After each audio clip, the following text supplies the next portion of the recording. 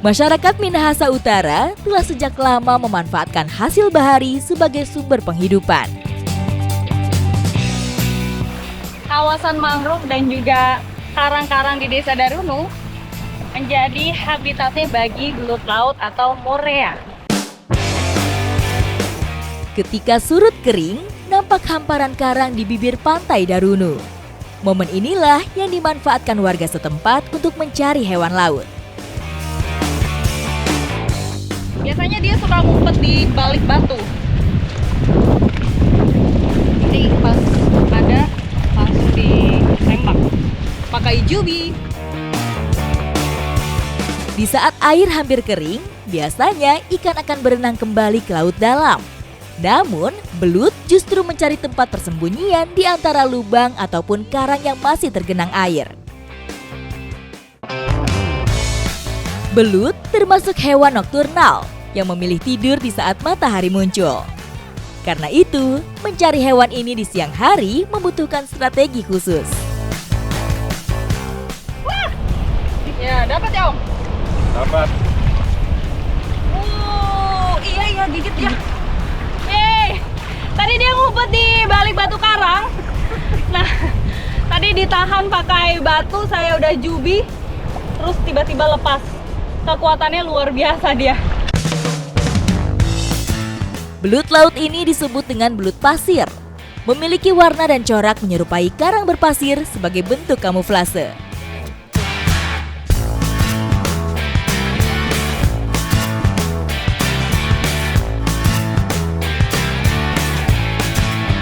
Wah, tuh. Jadi penyerangannya dia itu dari giginya, dia gigit. Wih, kekuatannya dari gigi. Wah, jadi harus hati-hati kita pegangnya. Hewan ini hidup di kedalaman yang bervariasi, mulai dari 0 sampai 50 meter.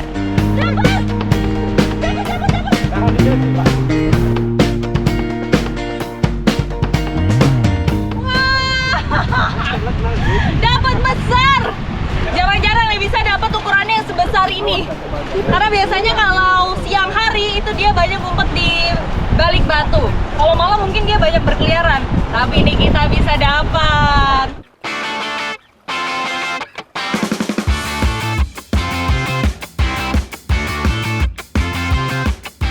Nih, kelihatan dari corak badannya berbeda. Yang ini ada totol-totolnya hitam.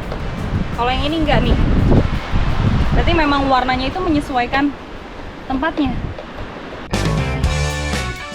Meski terlihat menyeramkan, belut laut tidak memiliki racun, sehingga aman dikonsumsi. Belutnya sudah didapatkan lumayan. Nah, habis ini saya mau mengolah belut-belutnya. Kira-kira seperti apa ya? Ikuti jejak saya, jejak petualang.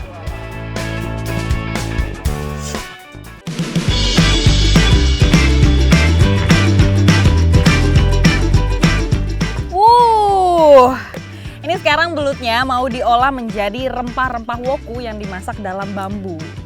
Jadi ini sekarang saya mau potong-potong dulu supaya nanti muat dimasukin bambu dan bumbunya meresap pastinya.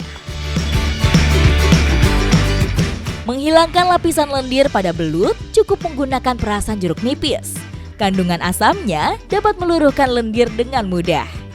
Setelah bersih, belut siap dicampurkan dengan bumbu woku.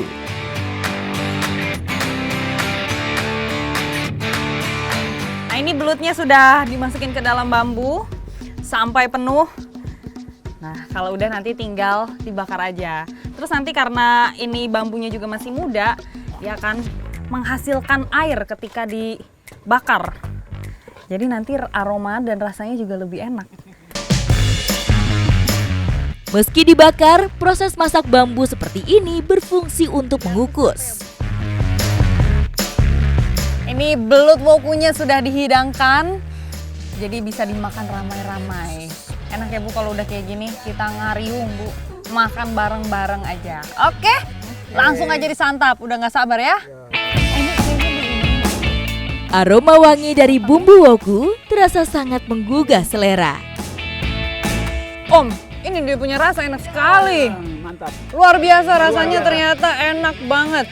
Dagingnya itu lembut banget.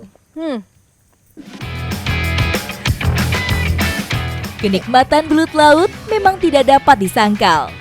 Berbeda dengan belut sawah yang memiliki aroma lumpur, belut laut memiliki karakter daging yang lebih gurih. Mengulik hasil laut memang tidak ada habisnya. Dan belut laut ini memang menjadi makanan favorit di sini. Ikuti jejak saya, jejak petualang.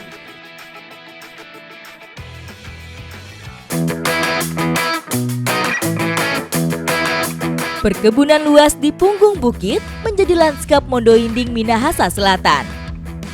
Di balik pemandangan hijau di ketinggian 1.600 meter ini tersimpan hasil panen yang memuaskan. Salah satu hasil hortikultura yang terkenal adalah labu kuning.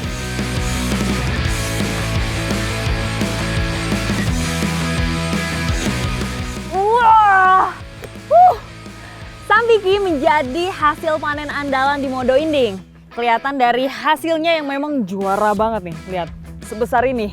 Dan sekarang saya mau ikut panen bersama Kasinta dan juga Pak Nixon. Labu yang dipetik saat masih hijau memiliki usia simpan yang lebih panjang. Apabila disimpan secara tepat, buah ini dapat bertahan hingga berbulan-bulan lamanya. Ini kayaknya udah terlalu matang nih, warnanya kuning banget. Di sini panen Sambiki itu setiap 3,5 bulan sekali. Dan sekalinya udah mulai panen itu 2 kali petik sistemnya. Jumlah labu yang dipanen melimpah karena dalam satu tanaman bisa menghasilkan 2-6 buah. Wah, ini dia. Suaranya sudah terdengar kencang. Kolero sudah datang. Jadi kolero ini adalah motor pengangkut hasil panen. Kendaraan khas daerah Modo Inding ini dapat melibas berbagai medan.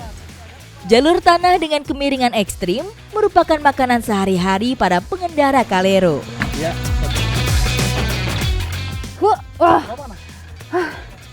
Jadi memang ini karena penopangnya hanya balok yang panjangnya kurang lebih 2 meter, makanya Sambikinya ini harus disusun rapih supaya nanti pada saat kaleronya berjalan itu tidak jatuh-jatuh. Walaupun memang nanti kita masih ikat-ikat. Ayo Om, lanjut susun.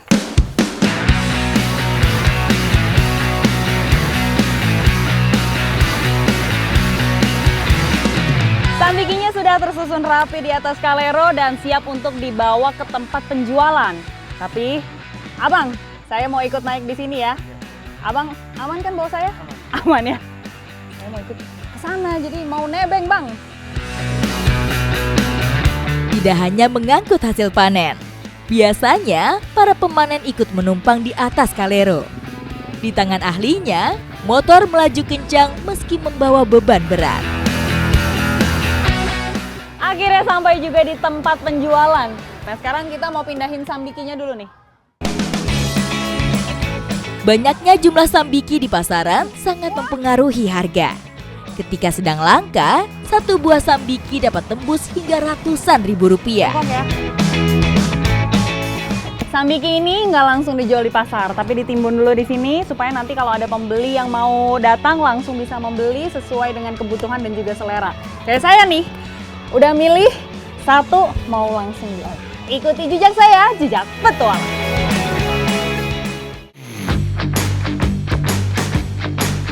Bagi masyarakat Sulawesi Utara khususnya Manado, Sambiki tidak dapat dilepaskan dari keseharian. Sebagai bahan utama bubur Manado, Sambiki memiliki jumlah permintaan yang tinggi.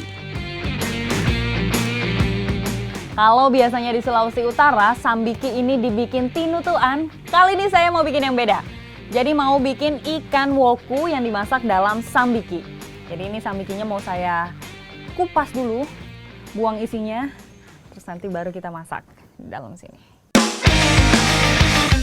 Sembari membersihkan Sambiki, dalam waktu bersamaan bumbu juga disiapkan.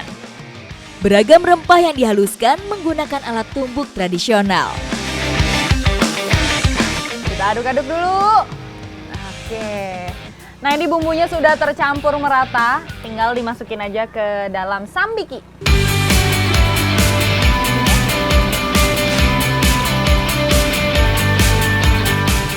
Sambiki berukuran besar seperti ini dapat dimanfaatkan sebagai wadah.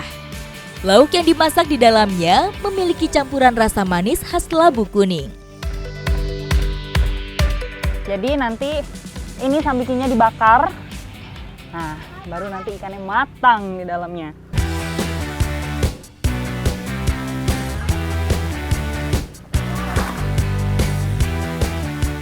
Api unggun telah menjadi bara, menandakan sambiki sudah matang. Kami segera mengeluarkan labu dari lubang yang kami buat.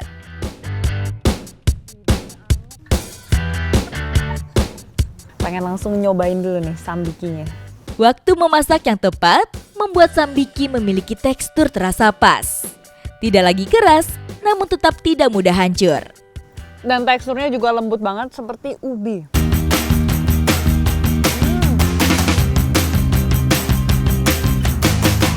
Memang ya, kualitas sambiki dari Modo Inding itu juara banget. Selain bisa diolah menjadi kuliner yang khas, bisa juga nih dinikmati dengan cara yang unik. Ikuti jejak saya, Jejak Petualang.